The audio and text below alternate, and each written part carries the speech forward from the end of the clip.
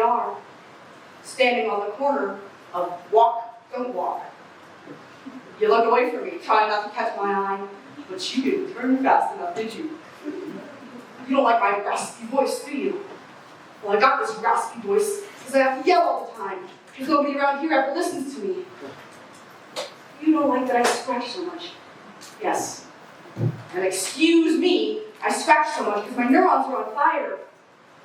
And I'll admit, my smile is not at its cuts and best, because I think my calf must have somehow got osteoporosis. And if my eyes seem to be twirling around like fruit flies, it's better to see you with my tears. And look at me, you mammalian-brained lunkheads!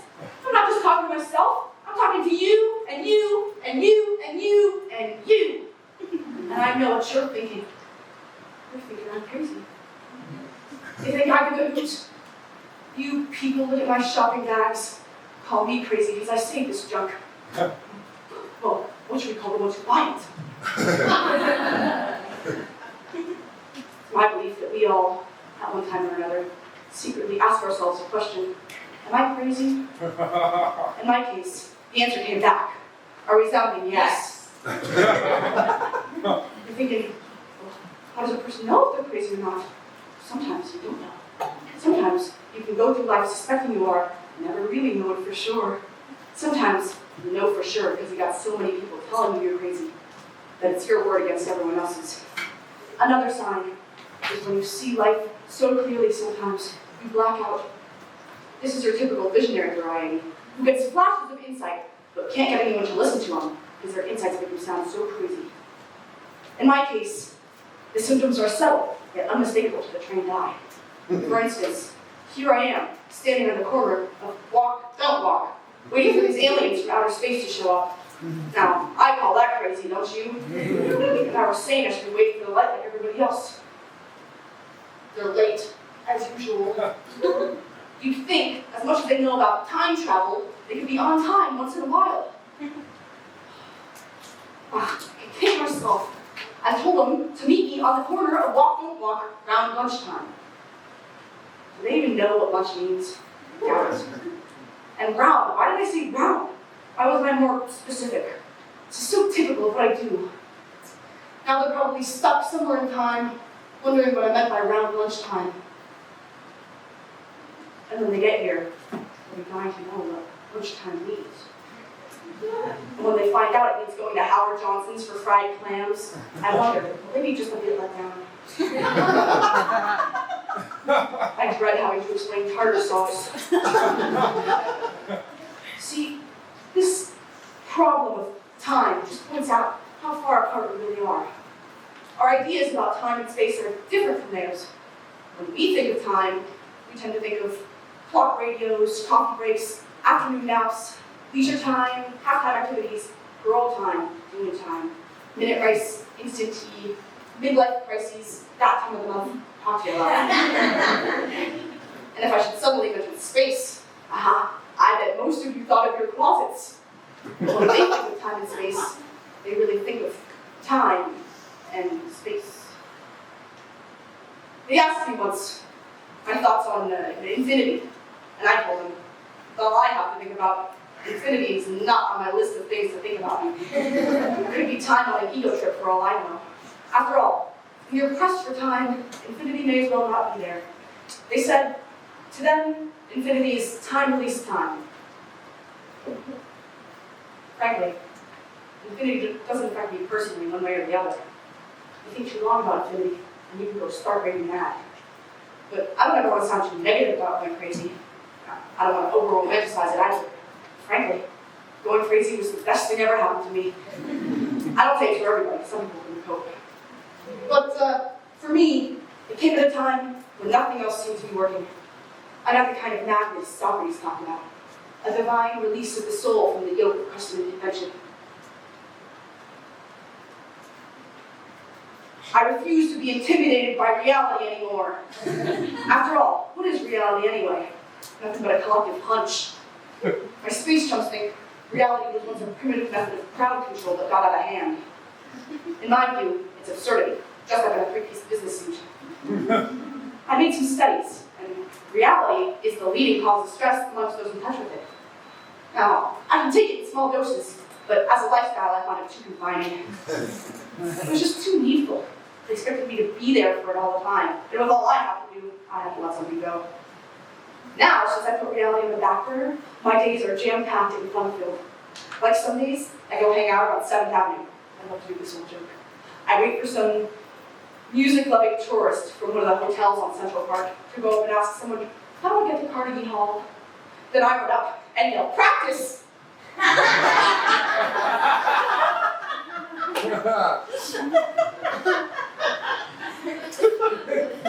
The expression on people's faces is priceless. I never could have done stuff like that when I was in my right mind. I'm worried people would think I was crazy. When I think of fun I missed, I try not to be bitter. See, the human mind is kind of like a pinata. When it breaks open, there's a lot of surprises inside. Once you get the pinata perspective, you see that losing your mind can be a peak experience. I was not always a bad lady, you know. I used to be a designer and creative consultant for big companies. Who do you think thought up the color scheme for Howard Johnson's? At the time, nobody was using orange and aqua in the same room together. Fried clams. Laugh tracks. I gave TV sitcoms the idea for canned laughter. I thought of the idea. One day I heard voices and no one was there. Who do you think had the idea to package pantyhose in a plastic goose egg? One thing I personally don't like about pantyhose, when you roll them down to the ankles the way I like to, you can't walk too good. Oh, people seem amused. So it's a whole loss of dignity. I gotta admit, it's a look.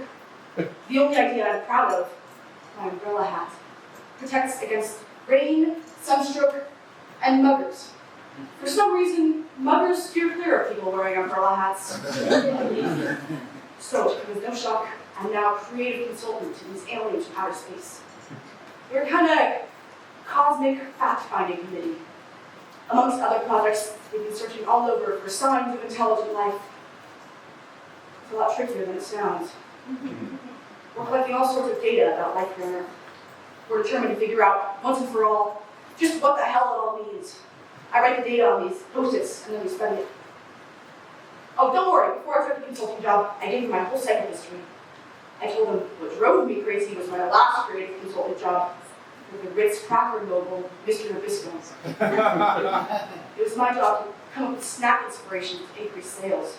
I had this idea to give cracker consciousness to the entire planet. I said to him, Mr. Nabisco, sir, we could be the first to sell the concept of munching to the third world. We've got an untapped market here. These countries got millions and millions of people who don't even know where the next meal is coming from. So the idea of eating between meals is just something never occurred to them. I heard myself saying this. Must have been when I went off the deep end. I woke up in the nut house. They were hooking me up. One thing they don't tell you about shock treatments, for months afterward you got flyaway hair. It used to be my best feature. See, those shock treatments gave me new electrical circuitry. Frankly, I think one of the doctor's hands must have been wet. I started having these time-space continuum shifts, I guess you'd call it. Suddenly it was like my central nervous system had a patio edition out back. Not only do I have a link up to extraterrestrial trails, I also got a hook up to humanity as a whole. Animals and plants too. I used to talk to plants all the time. Then one day they started talking back. They said, "Tree, shut up!" I got like this built-in Betamax in my head, records anything. It's like somebody's using my brain to dial switch to humanity. I pick up signals that seem to transmit snaps in people's lives. My umbrella hat works as a satellite dish. I hear this sizzling sound like white noise, and then I know it's trance time. That was how I met my space chums. I was in one of my trances, watching a scene from someone's life, and I suddenly sense I'm watching. Uh-oh! I see this skinny punk kid, got hair the color of Fruit Loops, and she's wearing a t-shirt that says, "Leave me alone!" There's a terrible family squabble going on. If they're listening to each other, they're all going to get their feelings hurt.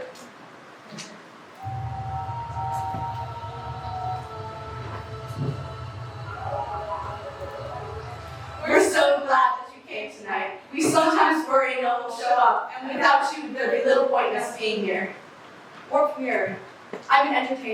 do my best to reflect the art that is written into a script onto my person. Art is friendship, creativity, and the ability to see beauty in anything. I sometimes worry that I'll become blind to the art in front of me. My solution is to not worry about impossible things. Art is something made by people, meant to be perceived. Art itself has never meant that much to me until I think about the things that artists brought me. I worry sometimes about my chickens. I've lost a few of the hawks and coyotes, so when I worry a little. And when I'm near them, hearing them talk at the top of their lungs, I worry more. So I check in on them, even though they're always lying. Friendship is art. Art is beautiful, deep, and confusing. Worry about losing friends. The connection between friends is beautiful, deep, and confusing. Sometimes it's hard to understand why someone's friends with you or why they use you, but I think the most interesting part is the not understanding. Art is beautiful, strange, and wonderful. I worry that the guns outside will become too close, too real. My solution? To stay close to my friends and family. Self-expression. Art is self-expression at its core. Everything we create, we put a little bit of ourselves into. I often worry about not being good enough. My solution is to understand that I'm not who people perceive me to be, and I'm so much more than others around me think. That'll switch me out of this! I have enough worries of my own. These trances are entertaining, but distracting, especially since someone else has the remote control. And if the pause button should somehow get punched, I can have a neurotransmitter mental meltdown, causes lapses of the synapses. I forget things. The other day, I forgot where I put my house keys. Where was I? The other day, I forgot where I put my house keys. I looked everywhere. Then I remembered I don't have a house.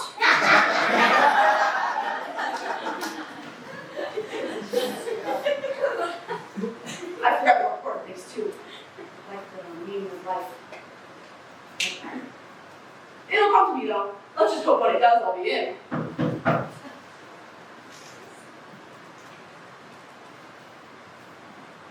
My space chums say they're learning so much about us. Since the time share my transit. They said to me, Trudy, a human mind is so strange. I told them, that's nothing compared to the human genitals. Once they found this little box of cream of wheat. I told them, a box of cereal. What they saw is a picture of infinity. You know how on the front is that picture of a guy holding up a box of cream of wheat, and on that box is a picture of that guy holding up a box of cream of wheat, and in that box is a picture of that guy holding up a box of cream of wheat, and in that box is a picture of that guy holding up a box of cream of wheat. We think so differently. They find it hard to grasp some things that come easy to us, because they simply don't have our frame of reference. I show them this can of Campbell's tomato soup. This is soup. Then I show them this picture of Andy Warhol's painting of a can of Campbell's tomato soup. This is art. This is soup, and this is art. Next, I shuffle the two behind my back. Okay, now, what is this? No. This is soup, and this is art. I hear music. I see this young woman in her aerobics class. She's the only one working out in dangling earrings and planking bracelets.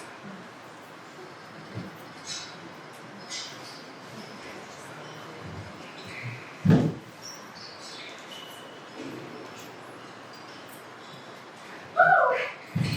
Check it out. I've been on 4 job interviews today, Eileen. Still got one more to go. I lost my job at the answering service because I wouldn't lie to the people who wanted me to say they were out when they weren't. These days, integrity is not a required skill. This may sound like a cop-out, but not all of my job props are my fault. I'm dyslexic, they tell me. I don't type, file, or spell well. It's hard to type when you can't spell, and it's hard to file when everything you type looks like alphabet soup. I do better at something creative, and I feel like I am somewhat creative. I just somehow lack the talent to go with it. And being creative without talent is a bit like being a perfectionist who can't do anything right. All my life, I wanted to be somebody. Now I realize I should have been more specific. It's not that I lack ambition. I am ambitious, in the sense that I want to be more than what I am now. But But I think if I were truly ambitious, I'd be more than what I am now. A sobering thought, Eileen. What if, right at this very moment, I'm living up to my full potential? I've about reached the conclusion that if I'm going to make something of my life, chances are it's not going to be through work. It'll have to be through that personal growth stuff. Feel the burn. I'm trying to get through this positive thinking thing in a really big way. Frankly, I think it's my only hope. My seminar leader told me, Chrissy, you need to learn to be happy, one day at a time. But what I got from that, that you can also be miserable one day at a time. The seminar has really opened me up, like some sort of bronchial spray. I got clear. My expectations for life are simply way too high. Yours are too, I bet, Eileen. We're all being force-fed the same false hopes about romance, success, sex, life, you name it. My seminar leader told me, Chrissy, you're a classic false host case, because not only do I not have a very firm grasp on reality, I have a rather loose grip on my fantasies too. We had this exercise, Eileen. It was this mind game called We Only Know What We Need to Know If Only We Knew It. We were told to be silent, and our minds would tell us whatever we needed to know. I last from the time I lost my contact lens, there I was, looking for my contact lens, which I couldn't find, because I lost my contact lens. I thought, wow, story of my life. But I figured, hey, it's ostensibly confused in a deeper way. The seminar ends tonight, and get us to face our fears. We have to walk on this really red-hot coals, barefoot. Quite a test. You name it, I feared it. Except for walking on red-hot coals. I haven't feared that till just now. I've been trying to overcome my fears, Eileen, but it hasn't been easy. At the Phobia Institute, there's this guy who told about a friend who was terrified of driving on the freeway. Finally, she conquered her fear and thought nothing of driving on the freeway. Guess what? She died in a freeway accident. That story has always stuck. My fears have always been more subtle. Like, I have this fear of being out of work. When I'm working, I have this constant fear of being fired. My worst fear, that was one feeling I had, may come back.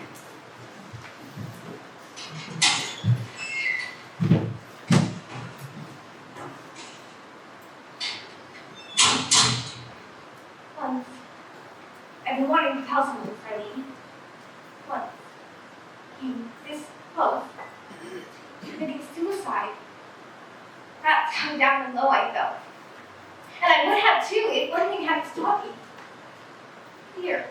I was just too plain afraid.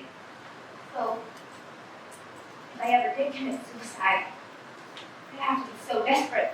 I wouldn't even let my fear of suicide get in my way. Yet, if I could overcome a fear like that, I could overcome all my fears, I bet. And then, of course, there's the irony. If I weren't afraid, I'd really want to live. But by then, if I really conquered my fear of suicide, it might be too late. I might already, have done it. Life can be so ironic. Sometimes making a move at all can seem totally pointless. I bet the worst part about dying is the part where your whole life passes before you. I hope I don't ever feel that low again. At the moment, I've been feeling pretty up about the work I've been doing on myself. I used to be so sensitive. Sometimes I was thinking of the Kennedy family and just burst into tears. I'm not as sensitive anymore. I don't burst into tears as much as I used to, and I hardly ever think of the Kennedy family anymore. Of course, I don't want to be a seminar hopper like his ex-friend I used to know. She had no time for anything but self-improvement. She felt that she had outrun everyone, especially me. Behind my back, she told this person that I was an upwardly emotional asshole, To add insult to injury, she said it to my face. Did it? I get enough insults and job interviews. Well, I guess I'll see you tomorrow. How they lied about the health club. Talk about false hopes. A place to get thin and meet good-looking men. The good-looking men are mostly looking at themselves. I've never gotten so much as a date with cappuccino. And I keep coming. I'm keeping really fit, I tell myself. Truth is, I pay out one week and starve the next. I gain and lost the same 10 pounds over and over again. My cellulite must have deja vu. And all this business about exercise releasing endorphins, I haven't felt so much as one endorphin being released. Once again, false hopes. Yet, if it weren't for false hopes, the economy would collapse, I bet. Oh, I better hurry. My job interview. This time, I could get lucky. Required no skills. All I'll be doing is hooking people up to buy a few machines. At least I won't be lying to them. Well, Slinky, I'm out of here. You've all had the experience like somebody's on your wavelength. Think of how I must feel. An elegant woman, rich type, Fendi bag, looks like jewelry, beautiful hands too, except the little finger of the left hand has no tip. Sits impatient, some beauty salon. Could be the one in Tramp's Tower. How much longer must I wait? I will have to be shampooed again. I've read all the magazines. Lonnie, it's Kate. No, I wasn't sure it was you either. That's what comes with letting Brookie be arrogant to your hair, I suppose. I'm here hoping a new can do something to undo the harm he's done. I mean, what is this? This side ends above the left ear, and this side ends, as you can see, at my collarbone. I am sick of being the victim of trends I reflect but do not understand. I tell you, coming here was so humiliating. There were people in the streets actually staring at my haircut. People who would normally be intimidated. I said to him, please be nothing too radical. But by that time, this side was already too radical. That's why this side looks less radical. Oh well, I've gotten scads of compliments. Especially when people see just this side and not this side. You ever use the expression, I'm dying of boredom? Well, so have I. I've used it all my life. And it says here, if you use it that much, that may be exactly what you're doing. Last year, I lost the tip of my little finger in a horrible police car accident. To this day, my husband has yet to notice. And this haircut? Lonnie, hard to miss this haircut. Not a word. I look at my disfigured fingertip, think to myself how terrible this should have happened. And yet it could have been worse. I always loved music. As a little girl, I dreamed of becoming a concert violinist. What a tragedy if my dream had come true. Going to LA next weekend to see a plastic surgeon about my new fingertip. Maybe I should have him operate on this haircut while he's at it. I dread the thought of going to LA. You think I'm bored here? You should see me there!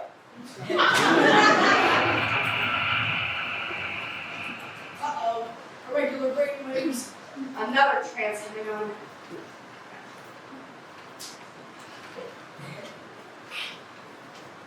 Oh, that young woman again. The one with the job props. She looks up from the classifieds. I see tears in her eyes. Now she takes up the newspapers, throws them into the trash can. I don't like the look on her face. She begins writing something. A letter of this one. Now she stops, scratches something out. Now she takes up a dictionary, starts to look up a word. Now she's frantically thumbing through, having trouble trying to find the word she wants. New channel. It's the skinny punk fruit kid again. Seems upset.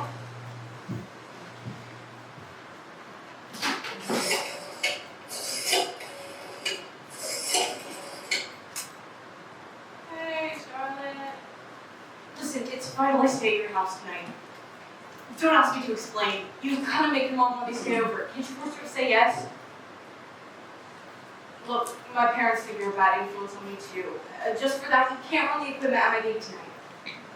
You're out of my life, Charlotte. You're herstory. You're the crumb de la crumb. Drop off my tips to the envelope or I'll sue you for all your work. It is vital, Charlotte. Don't you eyeball me, you speck? Can't you see I'm using this phone? And don't you touch that cage, that's my parakeet in there.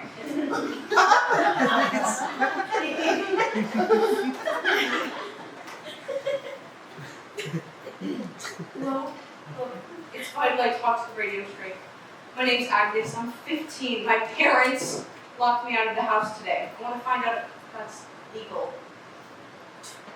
I'm in the ladies' room, house of pancakes. I can't wait long.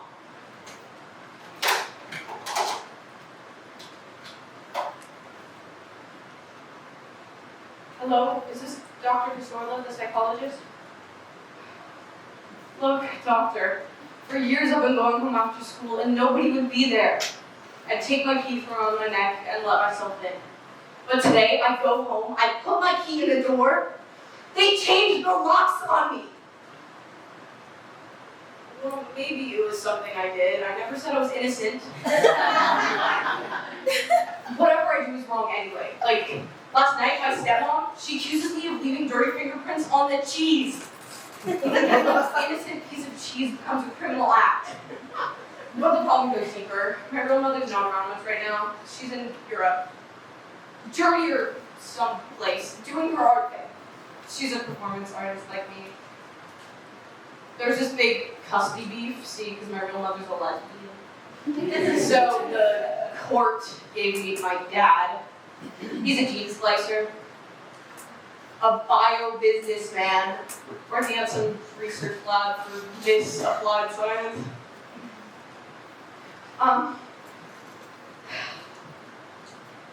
Yeah, he's like working on this new bioform. He thinks he'll be able to patent. He doesn't get that I'm a new bioform.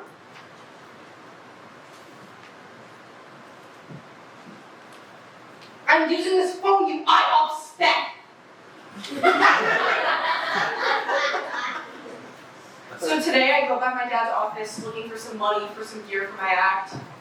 There's this like glob of bioplasm quivering there in this petri dish. I don't know why I did it. Maybe it was sibling rivalry, but I leaned over and I was spitting it. My dad had mad scientist alert. He said it from years of research. The truth is, he loves that bioform more than me. Yeah, I thought of calling the hotline for runaways, but I'm scared they won't take throwaways like me. I have other family, my grandparents, but we have nothing in common except that we're all carbon-based life forms. What? A commercial? I can't believe you're brushing me off to sell some product that probably killed a poor lab rat. You've been about as helpful as an acid flashback. She hangs up. Now she's walking out. She stops. She's thinking. Now she takes the latchkey around her neck and throws it in the trash can. Hey, where's my parakeet? Conway Tweedy! That creep stole my parakeet! Hey, lighthouse specs must have seen somebody leave with a cage! You all saw me come in with one? Don't you stare at me with those blueberry syrup mustaches!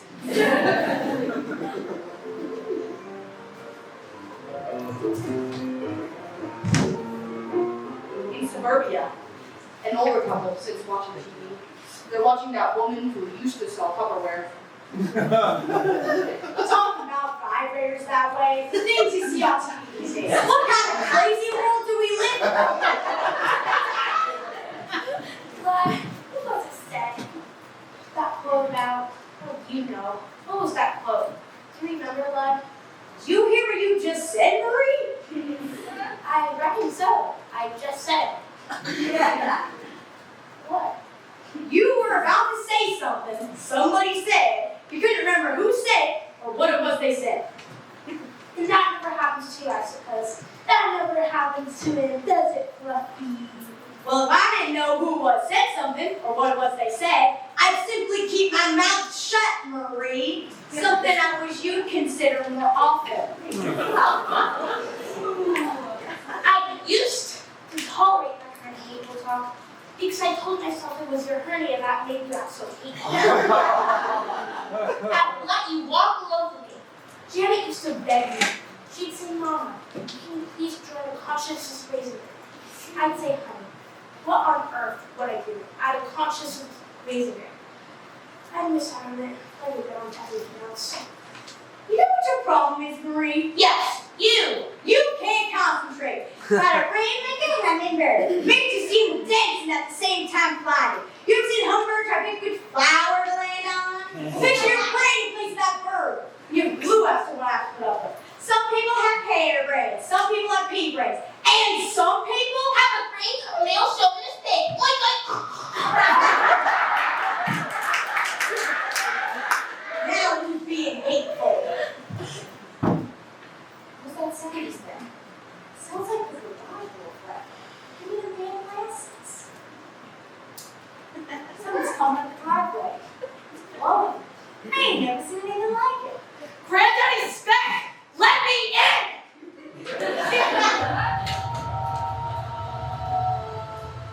This is soup. This is hard. Soup? Hard. We must dash soon. We're on our way to Stonehenge. I like to plan it so that we have at least one peak experience each day. When you got aliens in from out of town, you want to do something special. It's great traveling with them. You go faster than the speed of speed. To them, a journey of 1,000 miles begins with bioastral projection. I said, so do you folks believe in astral projection? They said, if something's true, you don't need to believe in it. I'm talking advanced. They're so advanced, they can be in 3 places at once and still be at one with the universe. They are so advanced, they don't even try to prove how advanced they are. I told them, well, we'll be advanced ourselves. We got physicists trying to find out more about quarks. They said, Fruity, tell your physicists a quark is just one of nature's little quirks. They got such a powerful electromagnetic field. Just hanging out with them has helped my facial neuralgia. Only drawback, I have a severe case of static cling.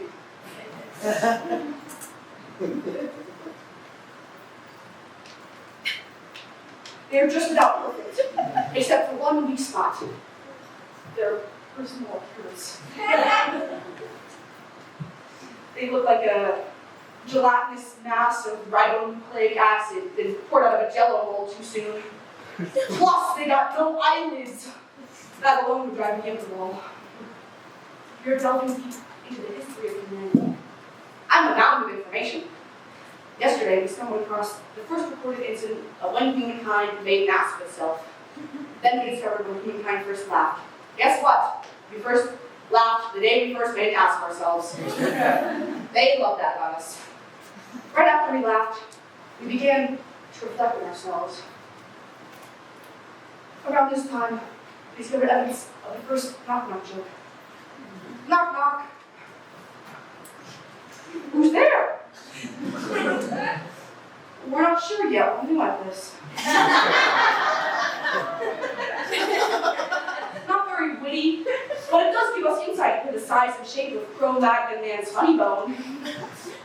I don't know what I'd do without these post-its. I got the facts right at my fingertips. Let me read you some of the data we found.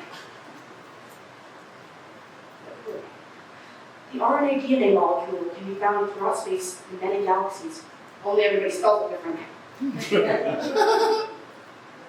You are what you think. Jeez, they're frightening. What goes up must come down. Only don't expect it to come down where you can find it. That's Murphy's Law applied to humans.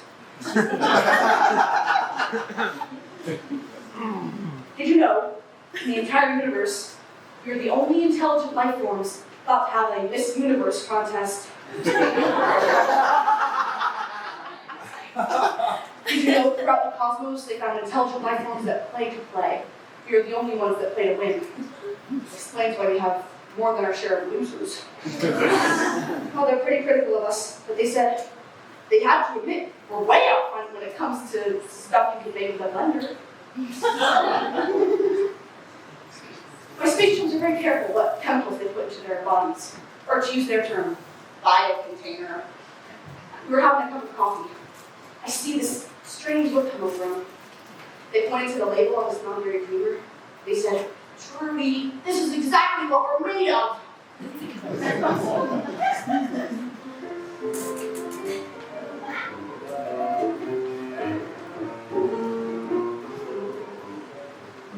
Agnes, you turn that junk music down. You better learn so manage that lady, or else what, Granddad spec? Or else you're not going to be liked, honey. You want to be liked, don't you? Everybody wants to be liked. Not me. I'm different! well, I can't argue with that. Do you realize that nothing has turned out the way you planned it? Not our retirement plan, not those astroturf neckties. Gonna be such a hit with sports fans at halftime.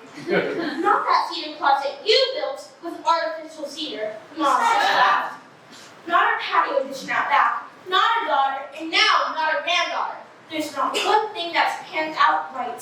You know what your problem is, Marie? You're too negative. You're negative about 92% of the time. Yes, and about 92% of the time, I'm dead right. Oh, hell, you're so damn right all the time. How come we got a daughter we don't understand too good, and a pink-haired punk granddaughter? Got the manners of a terrorist, leave dirty fingerprints on the cheese! We're up against the garage door flap up. Old man Sanders stopped me today. Says he saw something odd looking in his yard. Says it was downright eerie. Worried about how poltergeist. I tell him, that's no poltergeist. That's my granddaughter. She glows in the dark because her necklace is a reflective flea color. How do you think that makes me feel? How do you think that makes me feel? Oh, God. Let me just go on and let him think it's poltergeist. Well, speak of the devil. Agnes, I demand to know where you're going at this time of night looking like that. You wouldn't want to know. Young lady, you tell me where you're going, or you can march that dang low fanny back in that bedroom until the cat wagon comes. Going to dig, okay? Don't wake up! Oh, God. I can't keep anything nice. Come on to bed. You stooped over that sewing, and eyes like two cherries and eggs. You go on to bed. I'm going to sit up here till she gets back. Well, remember when she was little, I made chocolate milk. It made me a little milk mustache, pretend I didn't notice. And then you made one, and there were the two of us, with our little chocolate milk mustaches. He's just took her to death. You know, she's had a lot to deal with in a short lifetime. Oh, hell, I've had more to deal with in my long lifetime. I don't take it out on the world. No, you take it out on me. I called today. Your daddy says they've tried everything yet to her. They've washed their hands. It's in our laps now. I bet they haven't tried no good sessions. I'll close that garage door. When she comes in, we'll hear it flap up. So get up, have some chocolate milk. We need to make little milk sessions. See what she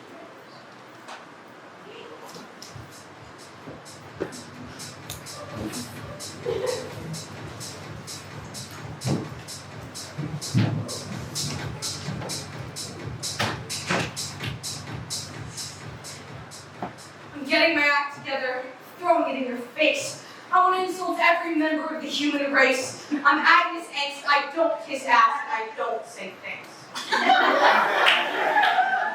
Tonight is the night of sharing for the sharing of care. We're all soulmates after all in this vast cosmic dusting of intergalactic space.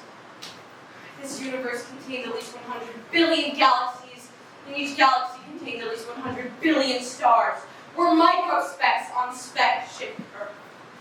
It's the fact that my parents kicked me out of the house today, and somebody stole my parakeet. Now, very little in the scheme of things, but no, I'm quite upset about it. To boldly go where no punk has gone before. Suburbia.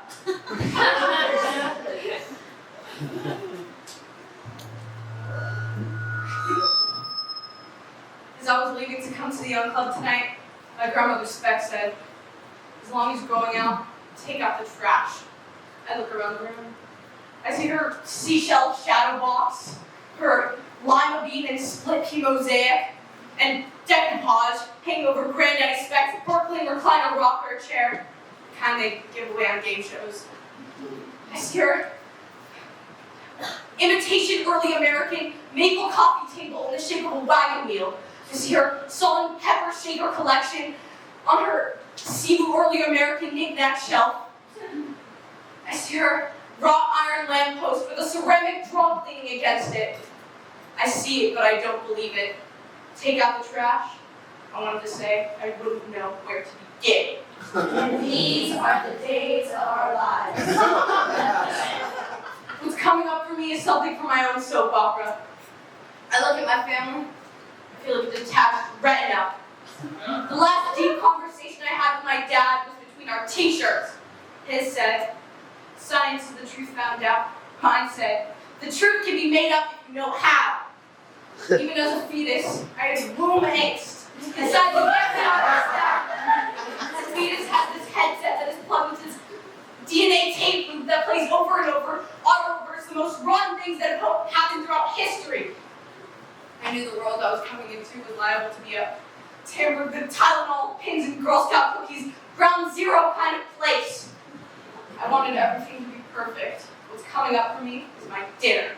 And these are the days of our lives. On the radio, I hear the weathermen say, "The air outside today is unacceptable. People with breathing problems shouldn't go out."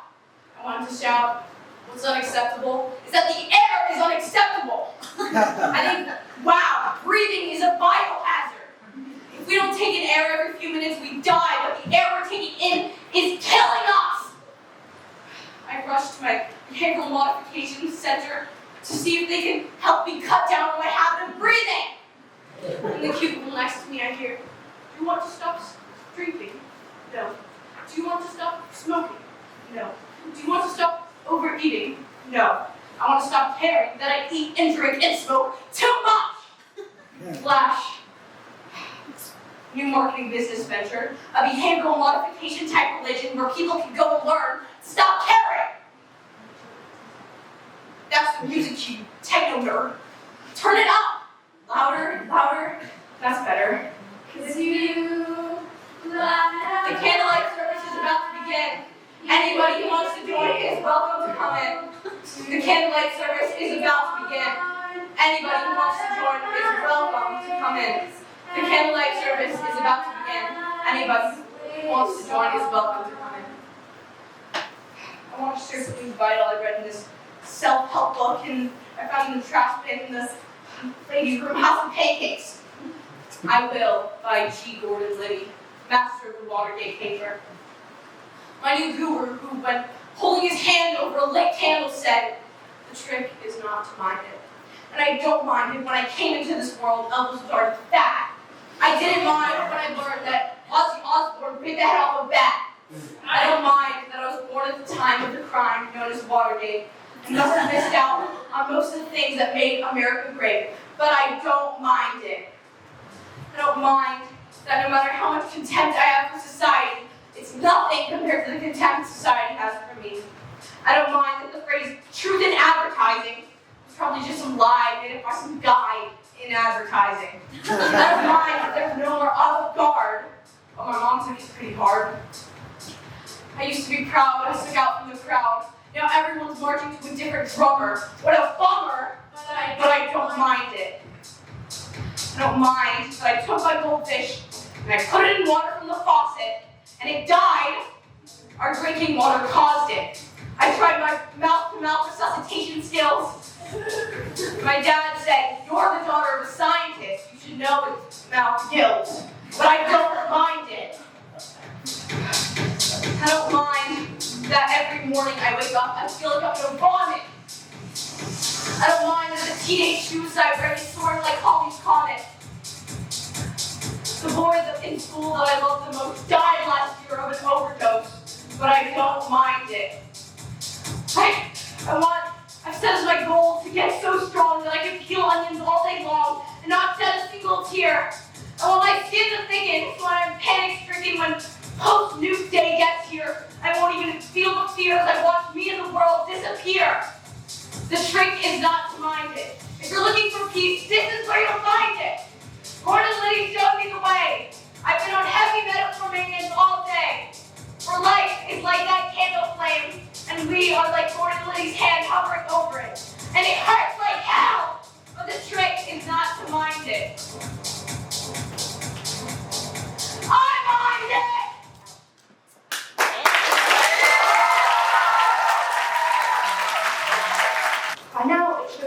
something better than survival of the fittest. Yeah, I think a better idea would be survival of the wittiest. At least that way, the creatures that did survive could have died laughing.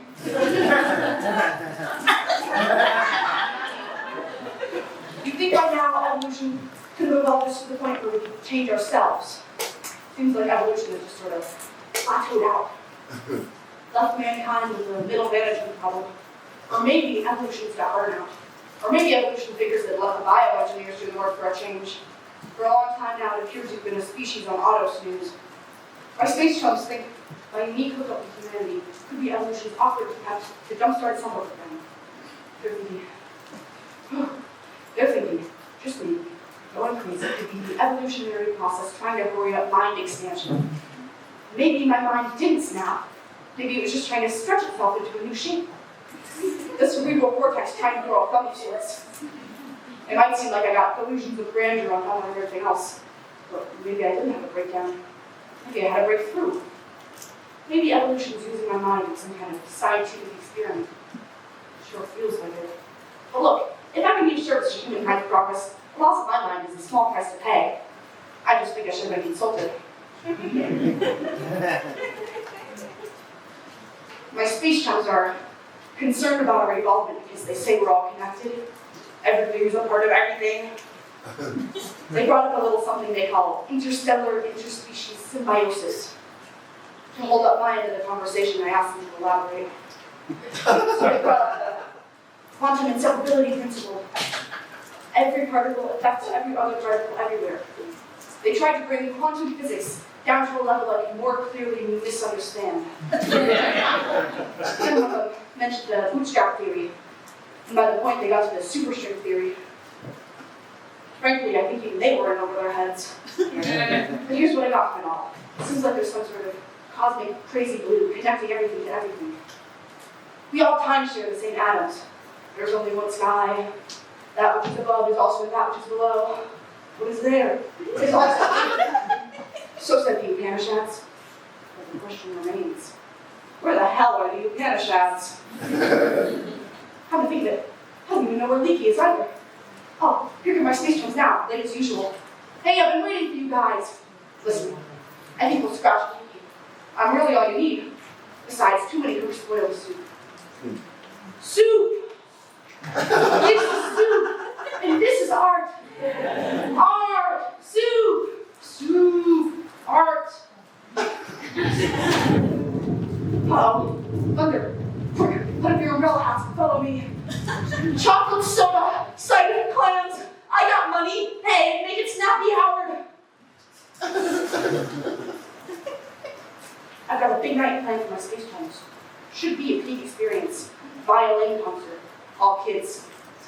Hey, Howard, mind if I spread out here on the counter? I've got to get these post-its collated. My secretary's out sick.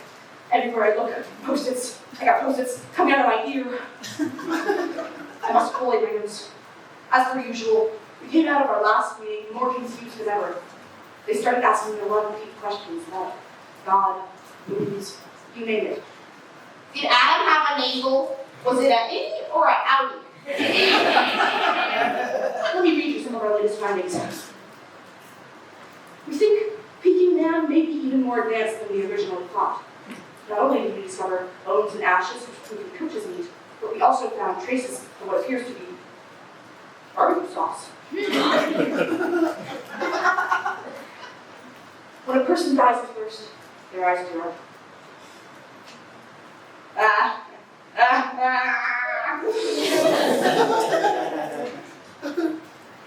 When a man gets hanged, he gets an erection. But when a woman gets hanged, the last thing on her mind is sex. Here's another. As soon as humankind began to discover the truth about itself, we began to find ways to cover up that truth. But maybe that's for the best. Because our ability to delude ourselves may be an important survival tool.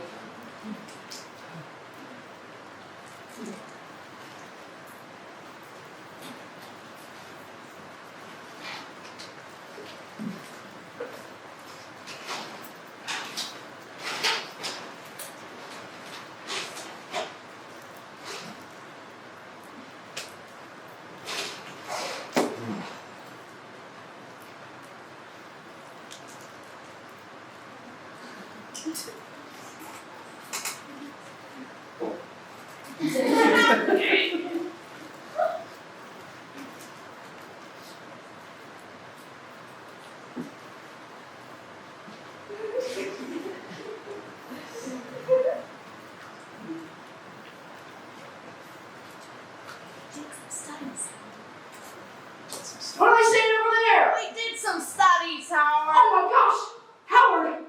We did some studies, and we're still working on when superficiality began showing up in human nature. Nothing in our studies gives us a clear picture as to the chain of events that must have taken place.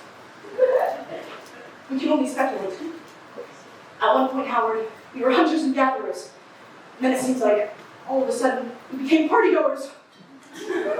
We speculated what it was like before we developed language skills. When we humans had our first thought, most likely we didn't know to think. See, it's hard to think without words because you haven't got a clue as to what you're thinking. So if you think we suffer from a lack of communication now, think what it must have been like then, when people lived in a verbal void, made worse by the fact that there were no words such as verbal void.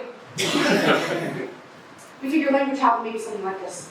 One day, man was walking along barefoot, as they did in those days. When he suddenly stubbed his toe, he said, "Ouch!" Then he must have thought, "Gee, I wonder what I meant by that." Pretty soon, he felt his toe throbbing and he knew the meaning of ouch. When primitive man had his ouch experience, Howard, he couldn't have known he was paving the way years later for Helen Keller to have her wah-wah experience.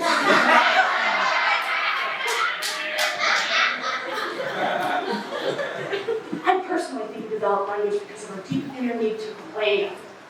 See, right after we started talking to each other, we began to talk behind each other's backs. Sometimes it was vicious gossip. Other times a casual, critical remark like, "Geez, did you see that hair on his back?" When it dawned on everybody that not only could they talk, but they could also be talked about, primitive man began showing signs of paranoia. With everyone so paranoid, wars soon broke out. With war came stress, and the rest is history. My space chums are really quite concerned about the stress factor we're so susceptible to. They worry about us. They said to me, "Trudy, beyond any bioforce we have ever encountered, human nature is the most fat-stirring, neuro-numbing, heart-boggling of all." They say, just as the chemistry of the whole ocean can be found in each drop of seawater, all the profound emotional polarities of human nature are crammed into each biocontainer. Or to use our term, human bodies. It could be just too much for any one biocontainer to grapple with. Frankly, I think they're showing signs of stress too. Hard to deal with their mood swings. Lately, I've been walking on eggs because the least little thing can set them off in a crying jag. I think they may be getting too emotionally involved with us. They keep asking me to dial switch back to certain people so that they can see what happened to them. I think the whole bonding thing might be happening. We're all overworked. I just don't know how much longer we can keep up this pace. Something they said the other day gave me a pang. Makes me wonder if they're thinking of leaving here. They said they wanted to pick up a few souvenirs and some postcards.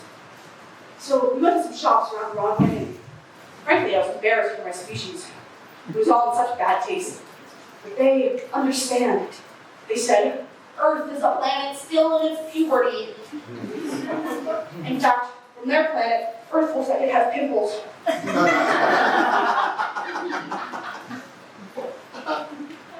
I did have some I Heart Mankind t-shirts made up, but something in their electromagnetic field caused the fabric to demolecularize, if that's the word.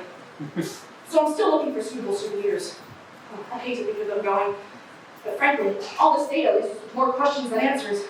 It's a backbreaking task just collating all this info, not to mention trying to make sense out of it. Here's one that gave me pause. Did you know Weltschmerz exists throughout the universe? I turned to him point blank and asked him, "All right, you've learned a lot about us. Tell me this and be honest. What do you think of people as a whole?" They said they thought it would be an excellent idea. "Hey, Howard, do you want the soda and the rest of my clams?" I must dash soon. Almost time for the concert. You know how I like to impress them with all the miraculous stuff the humans are capable of. Tonight we're going to go see a bunch of little kids play violin. If that doesn't impress them, I'll leave my umbrella hat.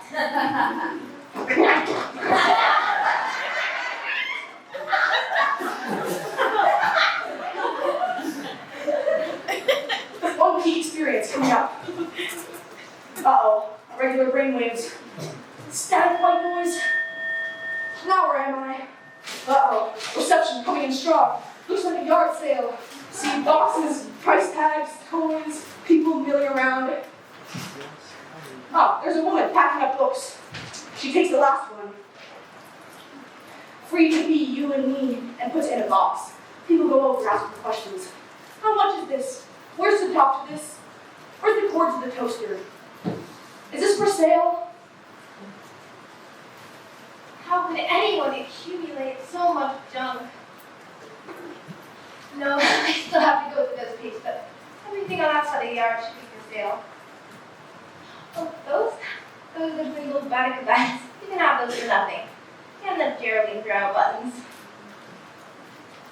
Yeah, the waterbed goes too. There must be a price tag somewhere. Oh, look at this.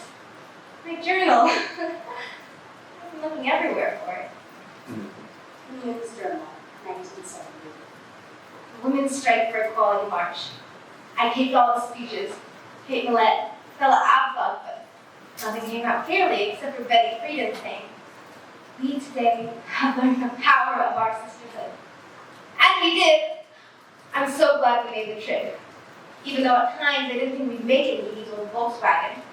I swear, the only thing that kept the old junkie moving was Edie thing ain't no mountain high enough at the top of her lungs. We've been on a high ever since we got here. Giddy, in fact, but I can't wait to get back to LA.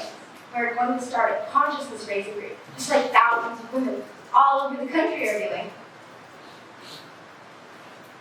Women's Journal, 1971. I can't believe Henry Kissinger actually said power is the ultimate aphrodisiac. I love Edie's comment. The bombing of Vietnam shows what it takes to get him all shot. I don't want to fight. As Mark says, We'd rather sit around in a circular process. I really believe that when women get equality, social and economic equality, there will be no more wars.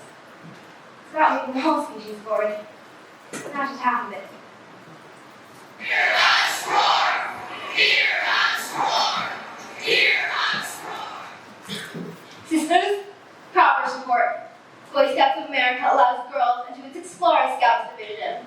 Ain't no mountain high enough. And girls are appointed as Senate pages for the first time in history. Make that first three. And, is this a breakthrough or what? Since 1920, the Big Ten has only allowed men in their marching band for football season. This season, the University of Minnesota has decided to allow women to march among the men during football games. What more can you want? I am woman. Hear me roar! Thank you, University of Minnesota. Being just a majorette is sapping my woman's strength. Sisters, I've got a surprise for you. Miss Magazine, premiere issue. I got William Steiner himself to autograph them. Here's yours, Edie. For you, Marge. This one is for me. At the neighborhood hangout. Let's have champagne. Tonight is a night of celebration. Not only did the sisters get to see Billie Jean bust Bobby Ray's chauvinistic butt, but guess what? I got a job at the Free Press doing my own feature, Boycotts of the Month. Looks like you got it unless the still constant. You're lucky you got it all that kind of place. Now you won't have to give up those camouflage fatigues you have so much. I mean, honey, you could be more anti-war, but if it weren't for army surplus, you'd have nothing to wear. Wait, I'm not exaggerating. Edie was at my pet store yesterday, wearing those camouflage overalls. I almost watered her. Are you two gonna rib each other all night, or can we get down to the real issue? I'm glad I'm not a slave to the tyranny of fashion friends like you, Marge. Unless camouflage fatigues, political rhetoric, and boycotts of the month, kind of fashion trends. Marge, your problem is all your role models or models. Edie, you actually only have Marge's taste in clothes. Oh yeah, Marge has great taste in everything. Except men. Marge, the lid in women's lib stands for liberation, not libido. I mean, what's the point in having sexual freedom, sis, if you're a slave to it? You've got cosmo damage. You should boycott these women's magazines and read my column instead. At least Marge is able to figure out these women's magazines, but face shape she has, something I've never been sure of. So she can apply makeup to overcome flaws. If you have an oval face, they tell you to make it square. Then if you have a square face, they tell you to make it longer. Then if you make it too long, they tell you to make it square again, which is what you had at the start. Only now it's too made up square face, unlike the nice and natural one you had at the start. I don't care if I have the cheekbones in my sausages triangle or the forehead of a pivot canvas. When I see myself, I see no flaws. That's what these consciousness-raising self-examinations are all about. At a consciousness-raising session. Okay, Edie, you don't see any flaws? Well, I'm looking at my breasts, and I'm looking at legs, and they don't point upwards like they're supposed to. I just don't give a shit anymore. And mine aren't big enough to point in any direction, and I never did give a shit. And who says we have to shave our armpits? Ta-da! Oh no! What is that? Spanish moss? I mean, the women's movement is still young. Use the plant food, Marge, and a grow light. Somebody here, sure way to tolerate from the middle of the roaders like me.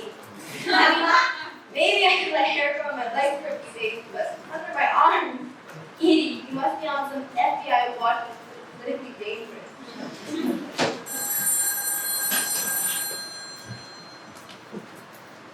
Marge, Edie's becoming more radical by the minute. The other day we had lunch at this restaurant. She had on a tank top. She leaned back and I could see one armpit, as smooth shaven as a baby suit model, and the other, this stalk of hair. I'm not sure what it meant politically, but it certainly did have a visual impact.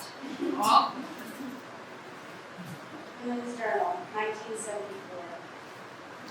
I'm not sure what he wants. Thinks Marge and I are too middle of the road, and maybe we are, but I march and rally until I'm very-eyed. For Shirley Chisholm, for Bella, I've licked so many envelopes my tongue had paper cuts. I'm going to have to tell her I'm sorry about the Joanne Little thing, but I promised Peter I'd miss skiing, and I'm keeping that promise. Can't be all Edie wants, and still be until Peter leaves me be. He's right when she says Peter's suppressive. He is, but no more so than Edie. I'd like to tell her. I don't always put myself in a position where I'm trying to please people who seem impossible to please. I saw Mary Tyler Moore rerun last night, and I couldn't help but think how much I'm like Mary. Peter is self-involved with his life. Edie is just like the Grant. I have to work on this for Dr. Stein. I'm glad I finally made it up between them, but I wish it had been very long before now. Therapists.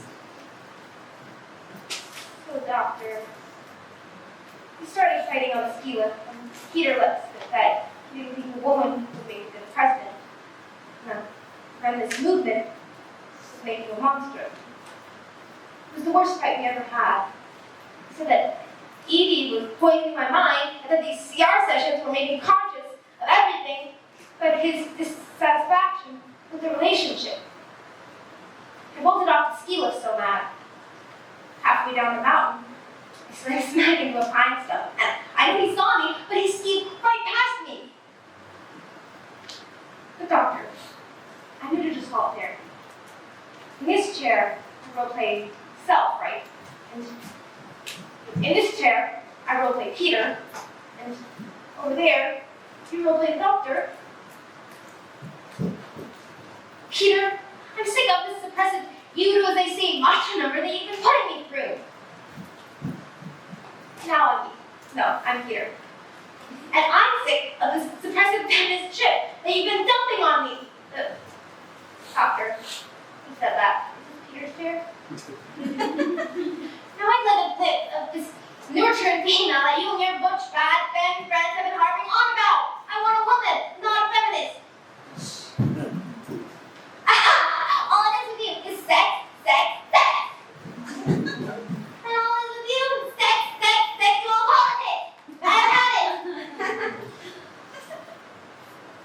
sure what happened, doctor, but I feel as though I just walked out of myself. The next session. When we went to this Halloween Air concert, I saw Edie waving me over. She looked so different. She's wearing new cotton frosting pants, working sock sandals, and Sisters of Silkwood t-shirts.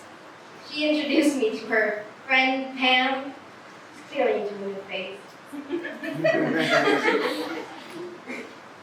And then someone quite attractive came over, passing out candles. An artist from the women's building, Dan. She was wearing Indian cotton frosting pants, Birkenstock sandals, t-shirt that said, "Lesbians Unite." Then the evening took a strange turn. Maybe it was my breakup with Peter, or maybe I was just looking to widen the parameters of my sexuality. Well, I guess I should tell you everything. Right, Doctor?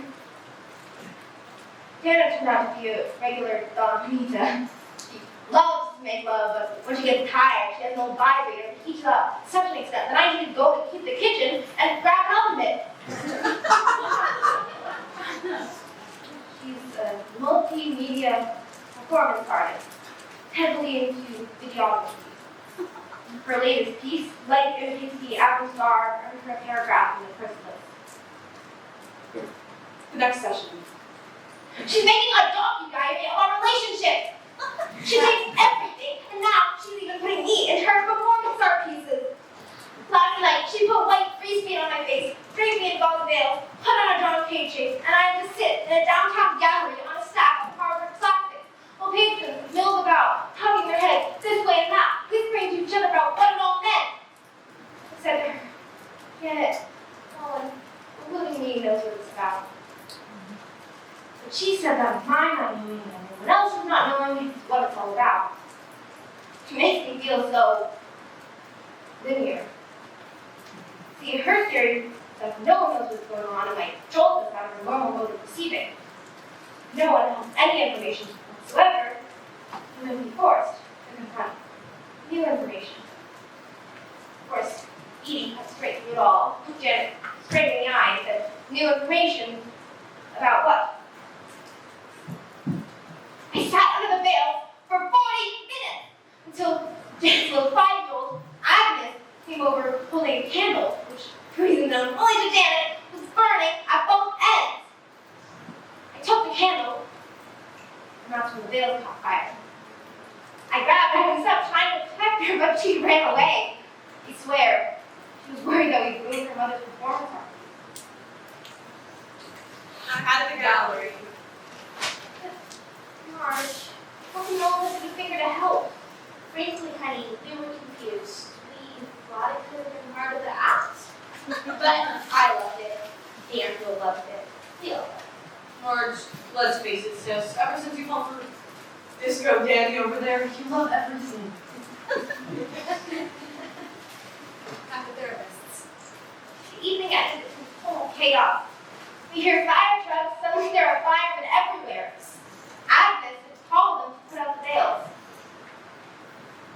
Patrons were fleeing, and then Janet got the whole thing on video, including our breakup. And I asked her to dub me off the copy. 2 stressful relationships in a row put me under a lot of stress, doctor. And frankly, these sessions are a stress all on its own. I'm thinking of the time, yeah, it won't interfere with our sessions, will it? Another session. 1975. I met somebody, doctor. I'm at the TM Center in Santa Monica, waiting to get my mantra when I see this great-looking guy waiting to get his mantra checked. He was wearing Indian cotton frosting pants, Birkenstock sandals, and this t-shirt that said, "Whales save us." I liked him right off. He had this post-psychedelic air about him, like someone who in college may have read Virgil or Tibetan Book of the Dead on acid. He split to this vegetarian place nearby, the Golden Temple. I ate something that tasted of tofu milk. Talking with him was such a high. He listens with the intensity that most people only have when talking. doctor, I think he was just getting me on so many different levels. He could just look at me and it was like my chakras were opening. I remember our exact conversation, word for word. I felt so totally comfortable talking about myself. And I know it may not seem like it to you, but it's not something I do easily. I mean, I find I'm not that open with most people. Not really. That's why I keep a journal, I guess. I told him I got my master's in art history, but I realized too late that it didn't exactly ensure my future. Out of high school, after I'd already gone to art school, I realized I developed creative block. Then later I worked at this art gallery where they sold all of this terrible art, and I realized that some people, when they develop creative block, may be doing the world a favor. Bob laughed at that. He said that he's building this samadhi isolation tank, and I should come and use it when he's finished, because it's good for creative block. He invited me to his place. I told him I'd love to, but I had my shift at the rate crisis hotline. He asked about my weekends, and I told him I'm in S training. And then we got up to leave, and the funniest thing happened. I looked down and realized I grabbed Bob's bag, and he grabbed mine. He even had the same things in his shoulder bags. And I slipped. My heart was pounding. The herb tea had been caffeine free, but not the tequila. What was it? I don't know, doctor. This will have to be our last session for a little while. I'm not supposed to be in therapy while on this. A neighborhood hangout. Next to you, Edie, Bob, the truest memories I've ever met. He's the only man I've ever known to have known where he was when Sylvia Platt died. He's getting his degree in business, but what really changed him? Reading the Wall Street Journal on acid. He has his dream to be a holistic capitalist. Well, I'll believe this Prince Charming when I meet him. How come I never got a guy like that? Because you go to the discos and not the TM Center, Marge. You're right. The last guy I went to bed with, I woke up in the morning, I practically had the imprint of his coat spit on my chest. You have heterosexual damage, sis. All that ortho novum is bound to seep into your bloodstream. Women's Journal, 1975. In the hallway, outside of the apartment, I could hear new wave music. It smelled musty set of candles. He opened the door and his face was flushed. I could tell he just came down from his anti-gravity boots. We talked about S. I joked and told him I got several things. I got whatever it is you get, even if you don't know what it is you got, or even if you got it. And that's what you're supposed to get. We talked until dawn. Bob poured his feelings out about things that concerned him. Megavitamin therapy, solar energy, the ecosystem, and ending world hunger through global consciousness. We exchanged Honeyhurst theories, and then we fell asleep. By the morning, we were in love. Bob was a dream come true. A new age ward fever. Their wedding, 1976. I knew that Miss Rose was writing us for the wedding. All these plans, the perfect metaphor for both parents. Lynn, let's get some photos over here about a cake. And where's your mother? She should be in this. I thought she was coming from Colorado. Mom couldn't make it. She's getting married herself. Isn't that fantastic? It was so much she got about that. Can you believe it? Hey, but Janet's here, so we could ask her to video document the whole thing and we'll send it to her. Edie, did you bring the contract? Lynn, I told Edie to bring the contract like the one she has with them. How about you, Bucks? They've got of everything. Okay, now, over here about a cake. Women's Journal. Was there ever a more beautiful wedding? Marge said we made her believe in romance again, and Edie said we looked like organic Ken Barbie dolls. Whatever possessed us to go on this transformational backpacking wilderness retreat. It was a package deal promising higher consciousness and body awareness through trout fishing and mountain climbing. Money back guaranteed. The brochure said we would find ourselves, only did we not find ourselves, but we lost the rest of our group and spent our wedding night trying to sleep on leaves that turned out to be poison ivy. But we couldn't ask for our money back. I mean, between our sexual attraction for one another and the poison ivy, I'd never known such body awareness.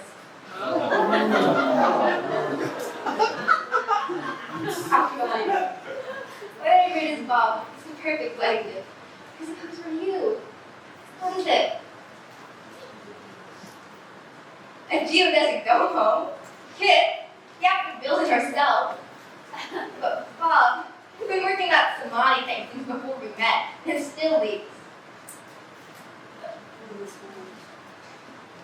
The look on Bob's face, I made that comment about the Samadhi thing, is still with me. It's the first squelching thing I ever said to him. At the Rape Crisis Center. Edie, did Mark tell you about this great new PR job I have with this big new clothing chain? Okay, look, the job itself isn't that great, but the guy I'm working under has a great job, so there's growth potential. For him and for me, I'm sure. Rape crisis hotline. Oh, God. Oh, no. We'll be there in just a few minutes.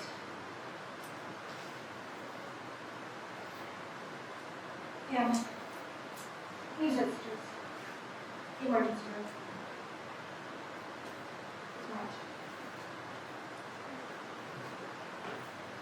A few weeks later, George called and wanted to come over. He sounded so down. He and he was left hurt. I said yes. I told her we were finishing with the home and these are touch and to bring a plant or two. This area right here needs something, but whatever I do, it just looks like the living room of a flying saucer. And have you noticed that when you talk, with your head tilted up, there's an echo? Maybe the ceiling was never meant to be this high. I bet we use pieces of the garage for the ceiling, because now all we have left of the garage are pieces that are supposed to be for the closet. So, Mrs. Mill would have to give the homestead of our closet space.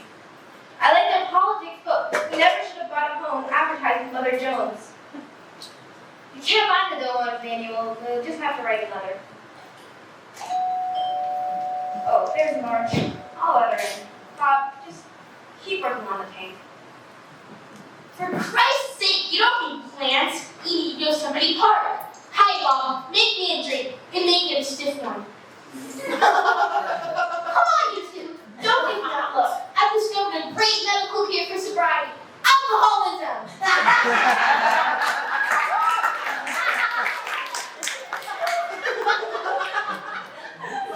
But you don't have to pack me off to Raleigh Hills Treatment Center quite yet. Hi, Bob. How's the isolation tank going? You think it will help me?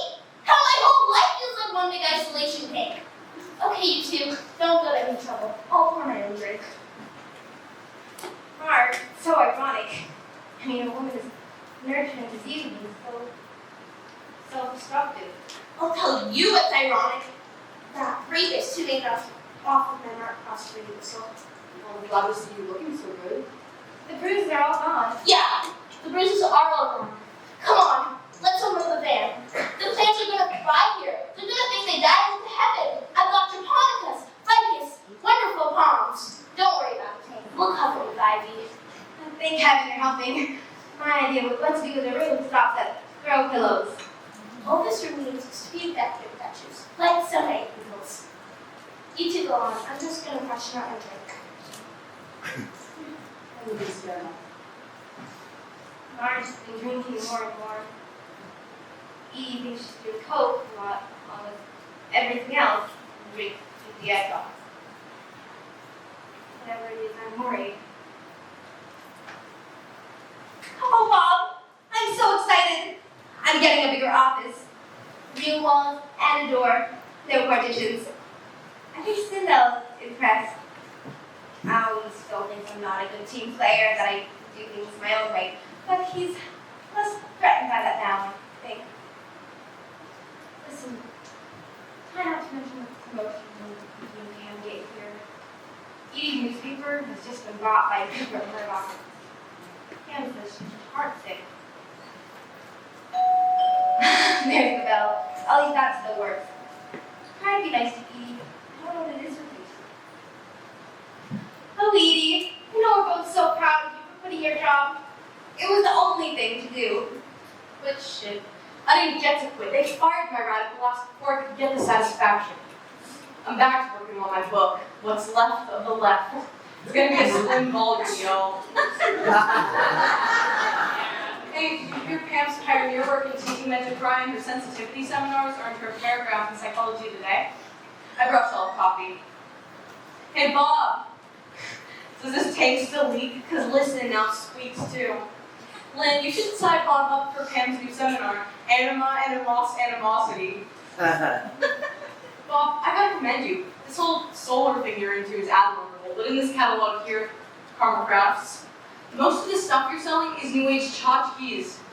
I mean, there's some worthwhile stuff in here. Bio-bottom diapers, that sounds okay. But you gotta admit, most of it is New Age kitsch.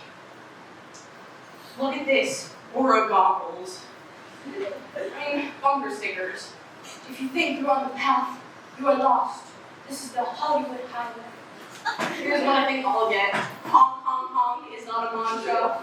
I mean, Bob, what yellow brick path are you on? Trying to mix consumerism with a higher consciousness? You're liable to have big karmic debt to pay. Hell, Bob, I recall how you used to say how we ought to look at success in a different way to actually be successful. I used to dig you talking like that because it felt demented. But you're one of the few people who actually cared about not selling out. Remember all that shit about only wanting to do well if you were doing good? But you'll be interested to know I'm not doing either! Now isn't there a Flo Kennedy lecture or something you have to rush off to? Bob! Please stop yelling. Pam, you're the shrink. What is it with these two? It's my fault. Pam says I get on my high horse and stomp everything in sight. I got Jimmy cricket damage. I'm sorry. She's too self-righteous for her own good. We're working on it.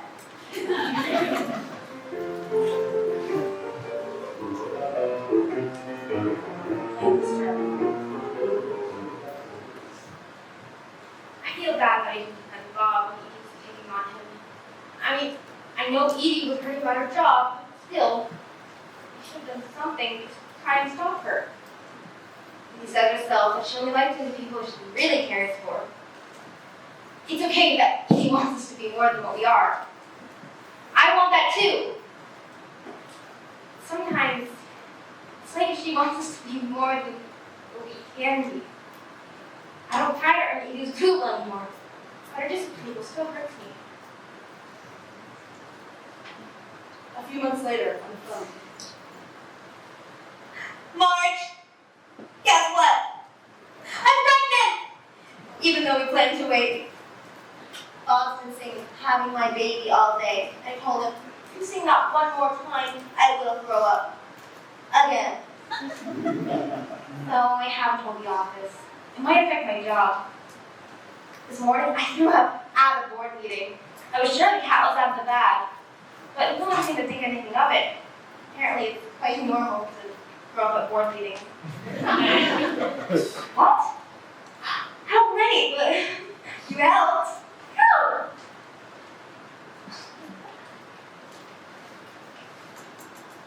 Bob, Edie and Pam are pregnant too. Artificial insemination. Marge says it was easy. They just used the turkey baster, and now they're letting nature take its course.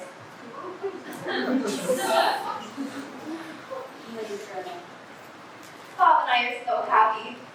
Pam bought us a Tuesday book, and we've been reading it to each other. Bob's being so sweet. He's going to be such a good father. And I am going to be such a good mother.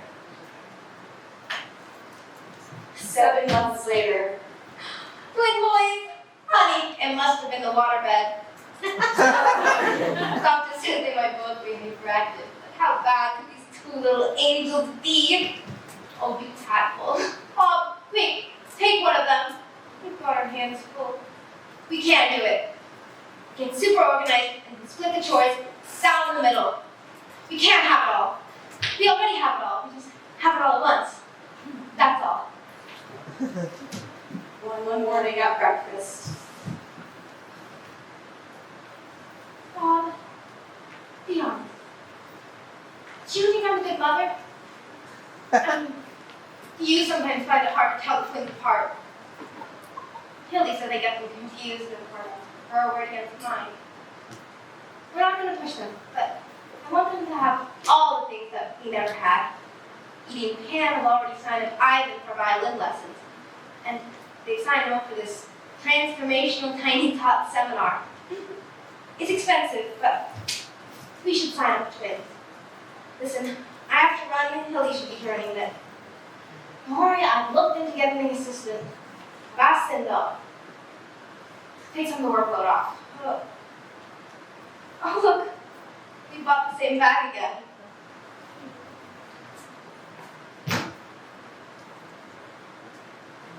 Bob, how could you forget you had the twins tonight? You finished your sensitivity training last week. Why would you sign up for an advanced class? I don't think I can take you being any more sensitive. Oh no, look, you're not turned up, are you? You need this assertiveness training. I've got to convert Sindel about that raise. My assistant, Tom, he made a pass at me in front of everyone. I really think he meant to put down some kind of reverse power play. What do you think I should do? Let it slide? Confront him? Or what? What do you mean, however, do it is the way I should do it?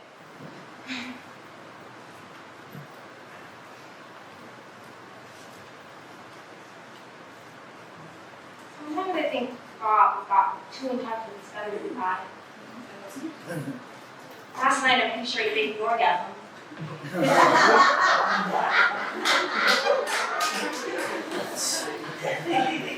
Marge picked up the boys in the office today.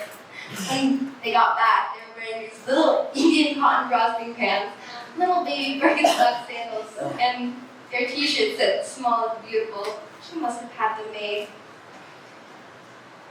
They look just like Bob did when we first met. Marge is crazy about twins, but sometimes I worry when she's with them. What if she has so much to drink? Sometimes when the twins are sleeping, I look down and get this rush of tenderness. I'm just amazed about all the love I feel. And then they wake up.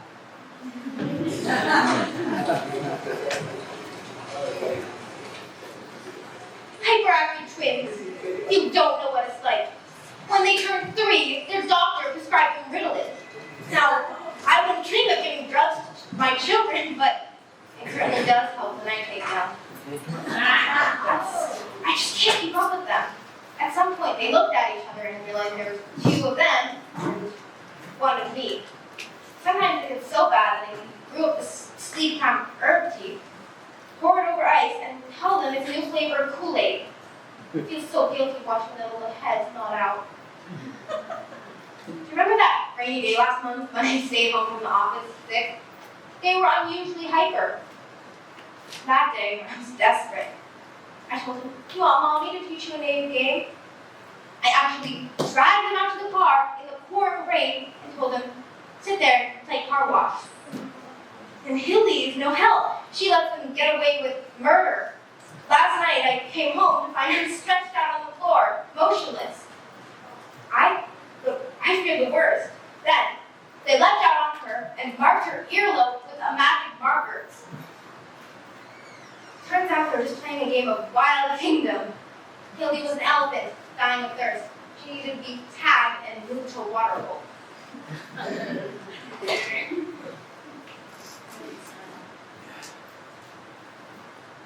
I'm telling people about the twins. Suddenly dawns on me how adorable they are.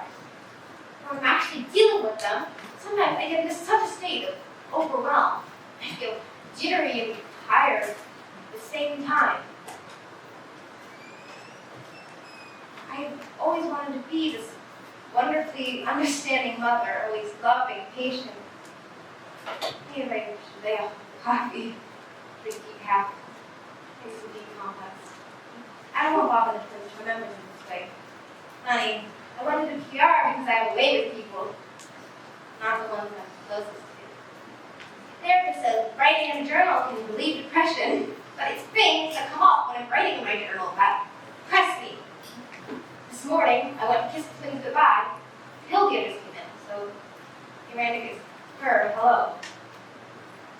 At the office on the phone. Marge, I'm so sorry to cancel lunch again today. I've just had a terrible day. I've just had to fire Chrissy. Oh, it's been boiling up ever since I hired her. I mean, can you use someone with no skills? He gets everything confused. He got my lunch date with an important client. I fixed up for the way the twins had to go for a birthday party. So I arrived to find my client waiting outside the Chuck E. Pizza Time Theater. No, this weekend is out. Cinda really wants me to go to this conference seminar thingy. Oh, I'm embarrassed to tell you. Women on the way up. I felt insulted at first. But just Cinda's way of saying he wants to be another corporate clone. I know he has bigger and better things in mind for me. But I can't let him now. I feel like I'm being watched every moment. See if I can make the right move.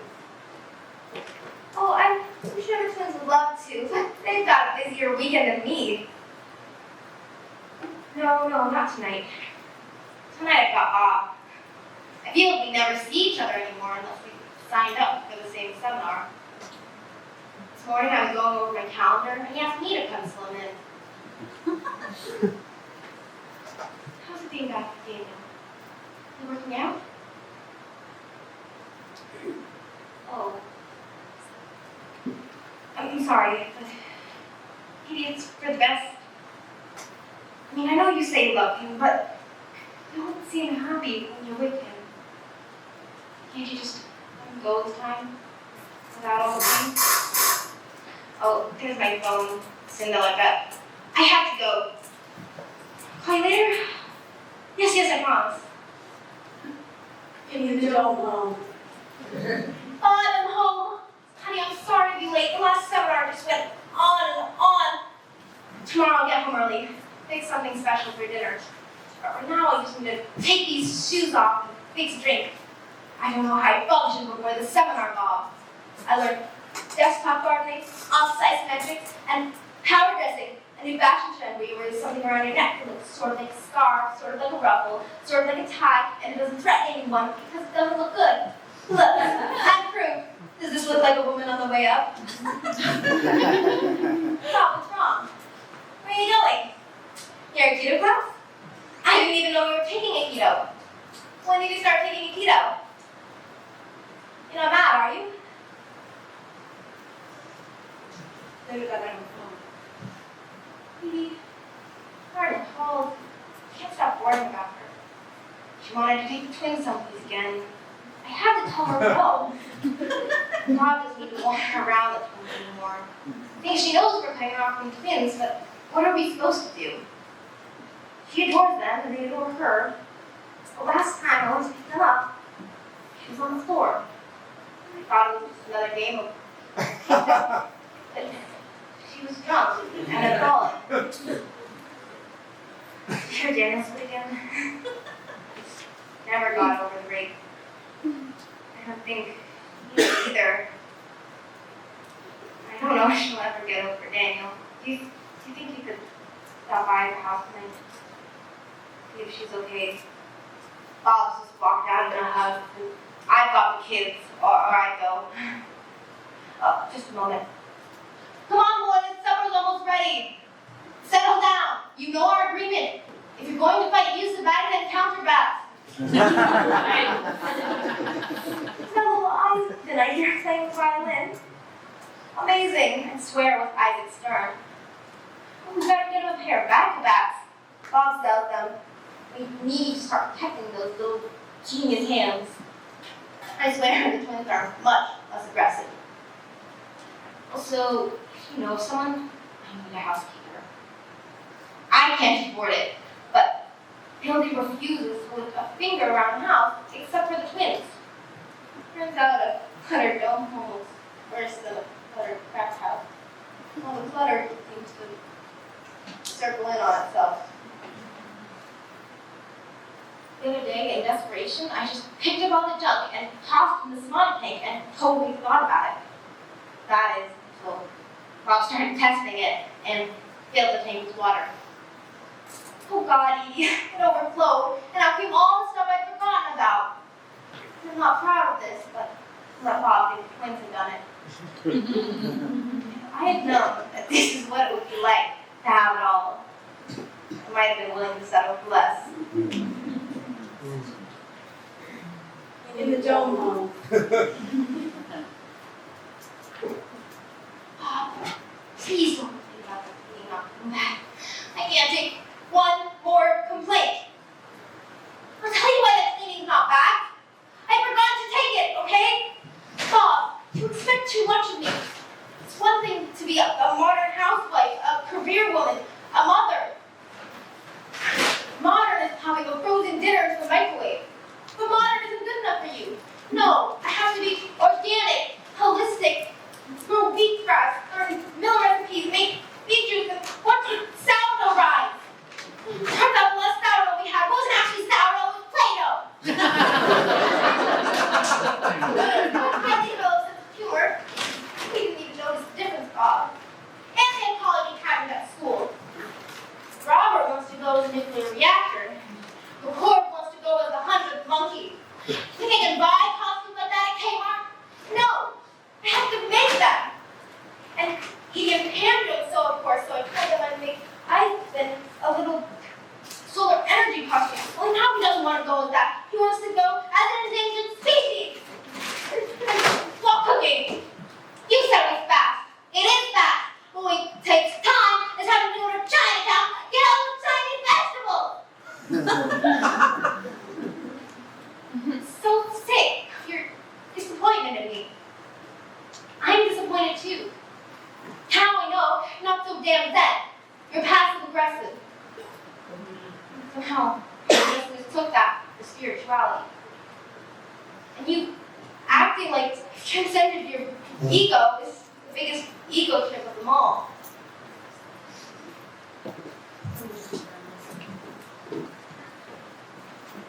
I don't think I'd ever seen Bob so angry. She threw things up at me. All the times we would come home late, all the weekends I was gone. He threw things up at me that I'd totally forgotten about. At the time I let the laundry pile up so long, by the time I finally got around to it, twins had outgrown the ironing. It's clear what Bob and I both need. A wife.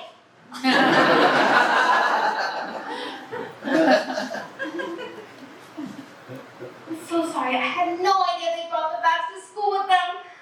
Believe me, it will not happen again. Send me a list of the damages. I will pay for it. Sorry, it's like I'm raising two Darth Vaders.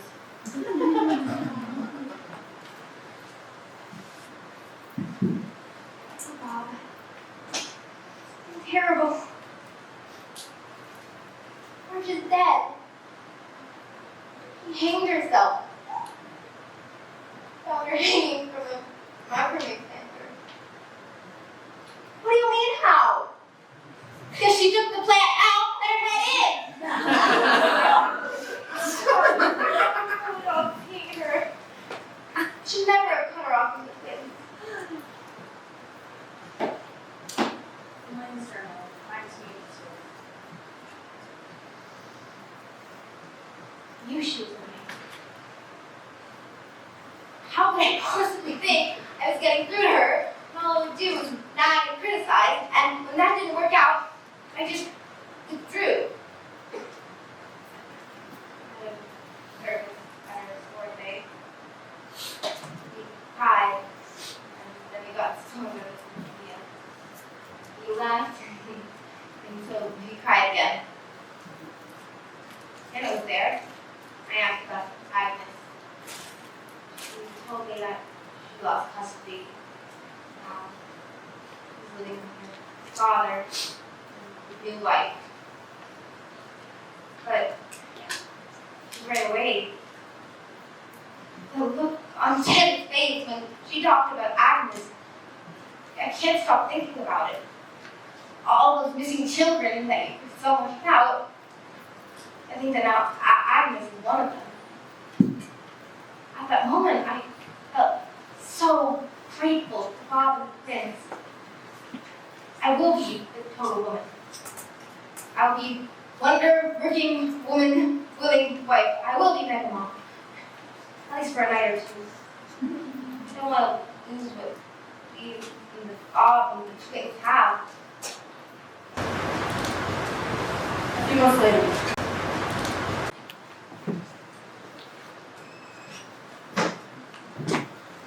Edie, I can't go to the conference this weekend.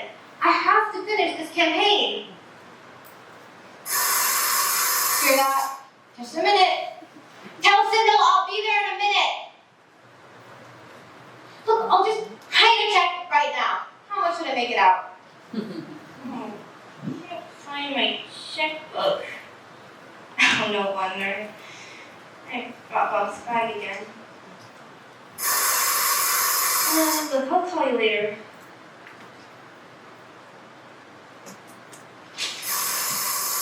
Tell Sindel I'll be right in.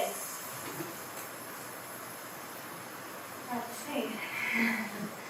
I really thought you were thinking of me for this position.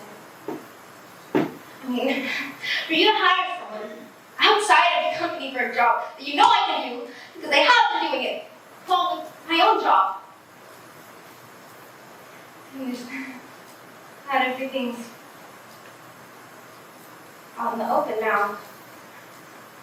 And you've been holding on to this new position, making me prove myself by outperforming everybody else, by staying late, taking work home. Later that night, I wanted to take that scarf ruffle necktie thing from around my neck and strangle him. I had no choice but to quit. It's been a great day, Bob. Oh, I took your bag in today by mistake.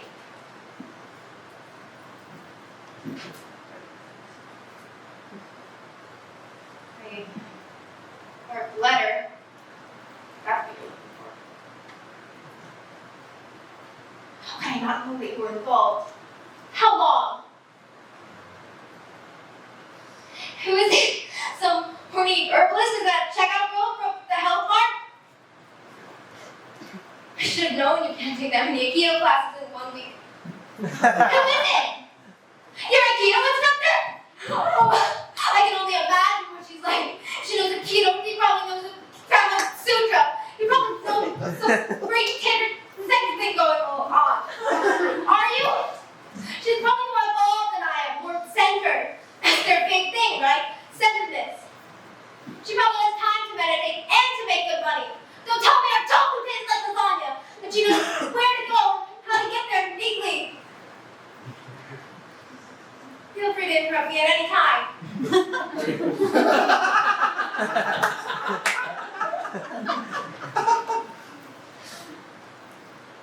I not know that you're involved?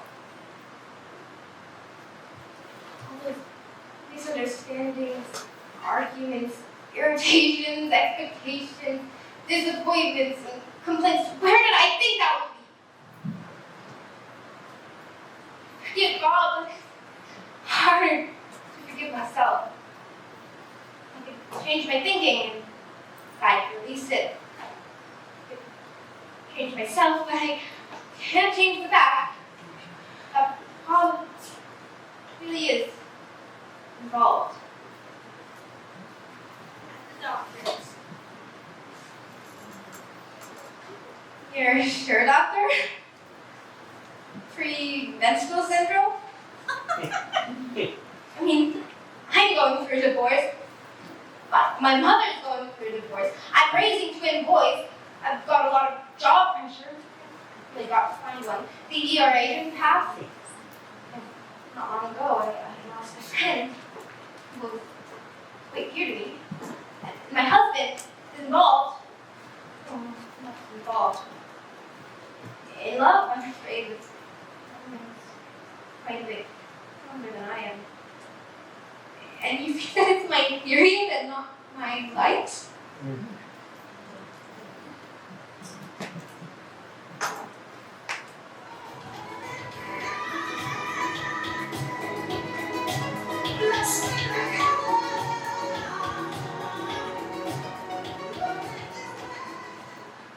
me you won't cry about that for you, because if you do, I will, and hopefully wouldn't ugly say that is. Pam and I are moving to New York. Ivan's got that violin scholarship, and Pam's got a good offer. A new magazine they're starting. Today's not. They want him on test. And me, I got stuff cooking in Arabella may run again. We're staying in Janet's loft, which is away with that damn art piece of hers from that worldwide board. Now she's calling it a get well card to the avant-garde. I hear she does that. I'm just failed it herself now. Yeah, Ivan's got that solo with that Suzuki group of kids down at Carnegie Hall. Who knew that turkey baster kid was a prodigy? I knew there was something special in him and some Olympic steering. He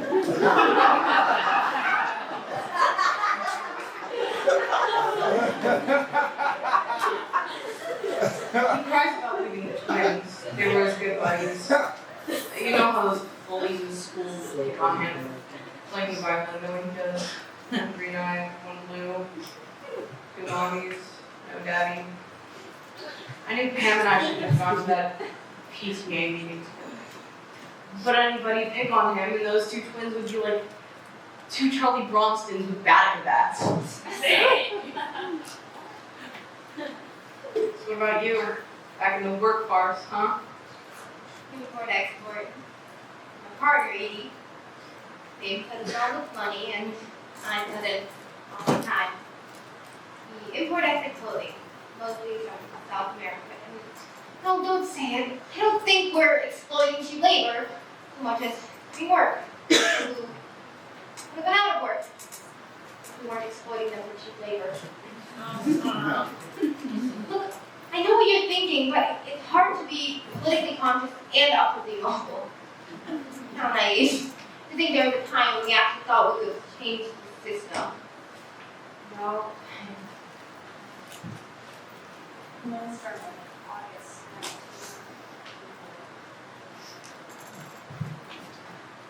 Bob and I told the twins that since we'd be seeing them in different times, to have twice as much quality time, they didn't buy it.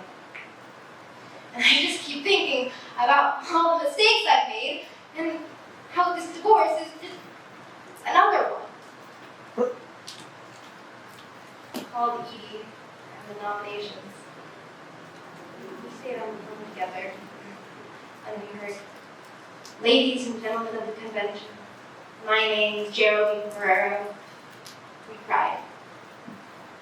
And when we heard earlier the newscaster saying she kept her maiden name not for any feminist reason, but because she felt she owed so much to her mother, we laughed. And I was thinking there was a time when you wouldn't have after that. I was so good to hear her voice, and I need to tell her Ivan about that concert at Carnegie Hall.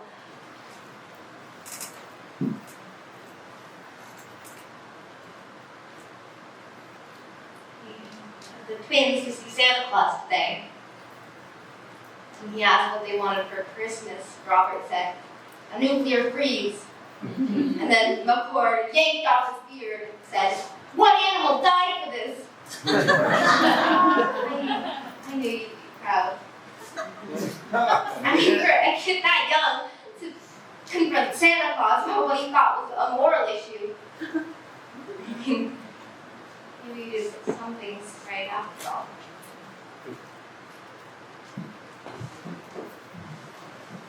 Yeah, there is something odd about a garage sale right outside a dome home. Yes, everything goes, even the house. Still got the boxes that it came in. This is a Somali isolation tank. At least. But look, it's a good storage bin. Yeah, everything inside goes.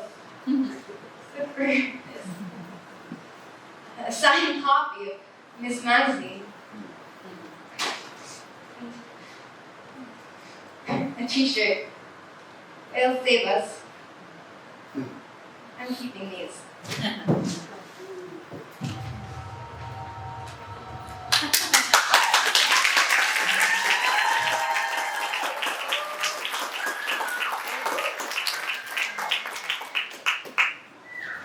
What a concert. We've been having an electromagnetic field day.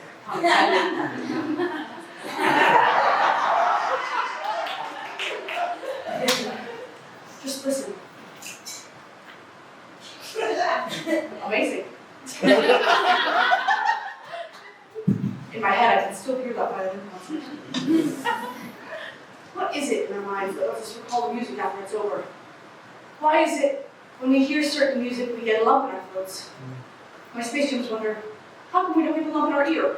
They're very impressed with our ability to get lumps in the throat. Apparently, we're unique in that respect. They wanted to know if it felt anything like goosebumps. I told them, well, you've never felt goosebumps either. They said, no. They wanted me to explain goosebumps. Do they come from the heart? Do they come from the soul? Do they come from the brain? Or do they come from geese?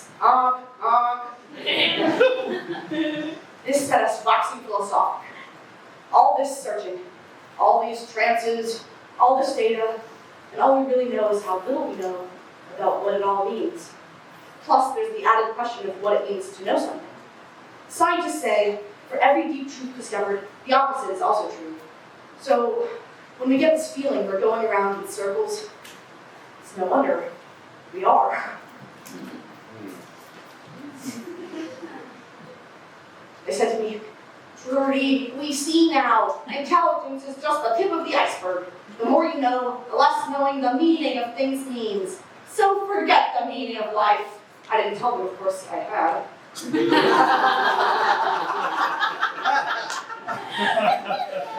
See, it's not so much what we know, but how we know, and what it is about us that needs to know.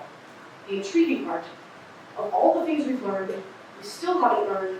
Where did this desire to want to know come from? Oh, don't look at me. This is the way they talk. We know a lot about the beginnings of life, biogenesis, but so what? What's more impressive is that from biogenesis evolved life forms intelligent enough to think of a word like biogenesis. So no matter how much you know, there's more to knowing than you could ever know. Sir Isaac Newton secretly admitted to some friends. He understood how gravity behaved, but not how it worked.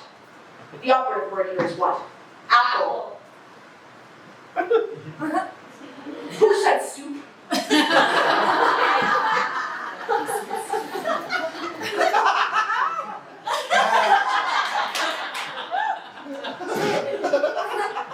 We're thinking maybe the secrets about life we don't understand are like the cosmic carrots in front of our noses that keep us going. So maybe we should stop trying to figure out the meaning of life and instead sit back and enjoy the mystery of life. The operative word here is what? Mystery, not meaning. Oh, this should be comforting, especially to those who think that life is meaningless. It might just be, which would explain why we have so many meaningless things in our lives. And yet, if life is meaningless, this is the greatest mystery of all. Even this feeling we get in the pit of our stomachs when we contemplate how meaningless it all seems is part of the mystery. And the more meaningless, the greater the mystery. But if all this is meaningless, then why the hell bring up the subject? If life is meaningless, this discussion is even more so. God, it's so typical of what I do. I feel like a mammalian-brained lunkhead. We thought about all this, but not for long, because no matter how expanded your mind gets, your span of concentration remains as short as ever. Next, they insisted I take them somewhere so that they could get goosebumps. They were dying to know what it felt like. So I decided, maybe we should take them to play. I got goosebumps once that way. So we headed back towards Schubert Alley. And on the way to the play, we stopped to look at the stars. And as usual, I felt in awe. And then I felt even deeper in awe about this capacity that we have to be in awe about something. And then I felt even more awestruck at the thought that I was, in some small way, a part of that which I was in awe about. And this feeling went on and on and on and on. My space term's got a word for it, awe infinitum. Because at the point you can comprehend how incomprehensible it all seems, you're about as smart as you need to be. Suddenly, I burst into song. Off me, Mr. Real, like at last I have found you. And I felt so good inside, and my heart felt so full, I decided I would set time aside each day to do all aerobics. Hey, get over here!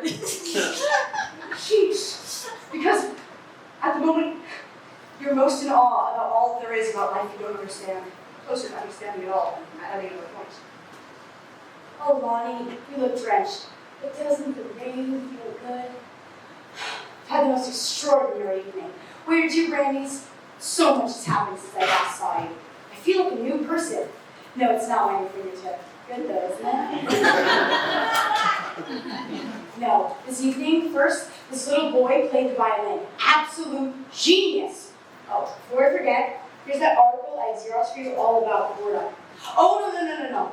That's my suicide note.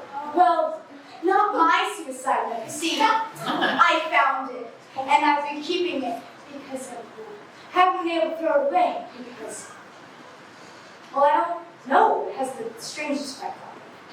Where should I start? When I was in LA, in the street and exercise classes, I found the suicide note on the ground. I don't know why I picked it up. It's my nature to step over things, but something compelled me. I didn't know who it belonged to. I mean, anyone living in that neighborhood had reason to want to end it all. I was saddened by what she wrote in the note.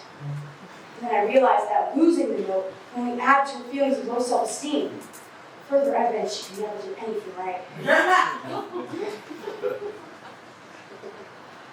This experience had such a strange effect on me, Lonnie. And it's made me realize how closed off I've been on other people's suffering, including my own. This evening, after the concert, I was walking in the street and I saw this street crazy, this bad lady, and I actually stopped to watch her, even though it had begun to rain.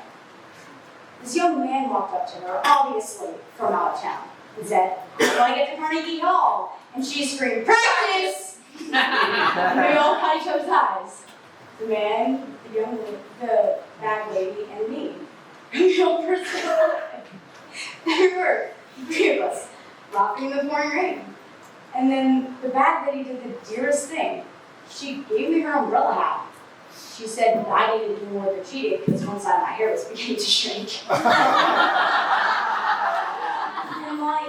I did this strangest thing. I took it. Oh. Hey, what's this? Dear Trudy. Oh. Dear Trudy, thanks for making our stay here so jam-packed and fun-filled. Sorry to abort our mission. It's not over, just temporarily scrapped. We have orders to report to a higher bio-vibrational plane. Just wanted you to know, the neurochemical imprints of our cardiocortical experiences here on Earth will remain with us always. But what would take it with us into space that we cherish the most is the goosebump experience. Did I tell you guys what happened at the play? There we were at the back of the theater, standing there in the dark, and I suddenly feel one of them tug my sleeve, whispers, "Trudy, look!" I said, "Yeah, goosebumps. You definitely got goosebumps. You really like the play that much?" They said it wasn't the play gave them goosebumps, it was the audience. I forgot to tell them to watch the play. They were watching the audience. Oh. Yeah, to see a group of strangers sitting together in the dark, laughing and crying about the same things, that just knocked them out. They said, "Trudy, the play was soup. The audience, art." Oh.